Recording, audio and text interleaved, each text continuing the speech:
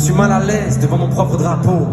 Pourquoi je le vois brandi uniquement à l'étranger ou chez les fachos? Longtemps qu'il a pris la poussière, le mien ne m'a pas trop servi. Pourquoi ça me gêne moins quand c'est celui de l'Argentine ou bien de l'Algérie? Je réponds, je suis français, d'un air hésitant, comme si on doutait devenait évident. Peu importe le bord, peu importe le camp, on m'a dit de détester le président. Je viens du pays où il fait toujours beau, mais aussi de celui où il pleut tout le temps. Dis-moi de qui je suis le descendant, des collabos ou bien des résistants? Autant de cons que de complexes. Si je pars, vous allez pas me manquer, mais à l'autre bout du monde, premier réflexe, je cherche, il y a des Français.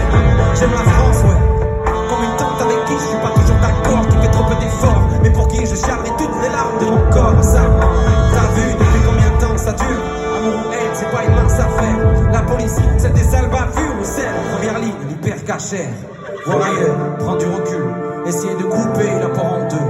Quand on part en Inde, on se sent français. Quand on en revient, on se sent chanceux. Souvent, on trouve les réponses quand on les attend pas. Ici, c'est à celui qui mentira le plus sincèrement. Ouais, sincère, qu'après les coupes du monde ou les attentats, comme ces familles qui se réunissent qu'au mariage ou aux enterrements. Ça te fait bizarre, mais je l'aime ce pays. Celui qui me taxe et me couvre d'impôts. Celui qui paye pour moi la pharmacie, qui m'emmenait gratuit pour la mer en colo. Son histoire, j'en connais ses horreurs, mais aussi sa puissance. Je suis pas responsable de ses erreurs, mais je dois faire avec ses conséquences. Trop de promesses, sans déconnaissance, mais combien se connaissent? Quand on progresse, pour être honnête, mon enfant, j'ai tendance à l'écrire. C'est pas avec un étranger si c'est moins cher. On doit tirer où s'il connaît la guerre? On oublie l'histoire, on fait l'histoire.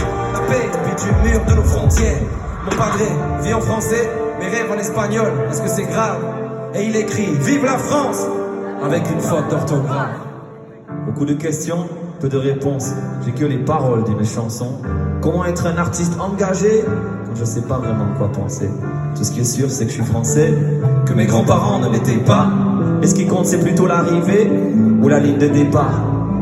Et putain, ce que j'aime la France, pour son histoire, pour ses châteaux, pour ses cathédrales, pour sa campagne, pour sa culture, pour ses montagnes. Eh ouais. Mais on se trouve entre nous quand on est tous dans le même bateau, ça c'est capital. Plus de nuances que du radical, tous cachés derrière une barricade. Tout le monde sait tout, hein? De soi et autres, on rejette la faute sur l'autre. Paris qui a du feu à la chapelle, le pays du gendarme ou de Jamel. Paris qui est écrit, c'est notre fierté.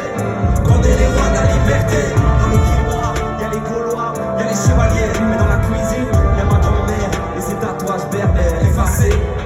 Des fois je me dis, ouais, viens, je me casse, je prends une maison au bord d'un lac. Et puis le soir, devant la classe, je me ravise de partir comme un lâche. Parce que je crois que j'aime ce pays malgré tout. Quand j'en parle, je ne pense qu'à mon retour. Elle est belle, ma France et son terroir. Même si c'est pas moi qu'elle voit dans le miroir. Petit contre les frères, briser le plafond de verre. Au lieu de pointer les différences de chacun, se concentrer sur tout ce qu'on a en commun.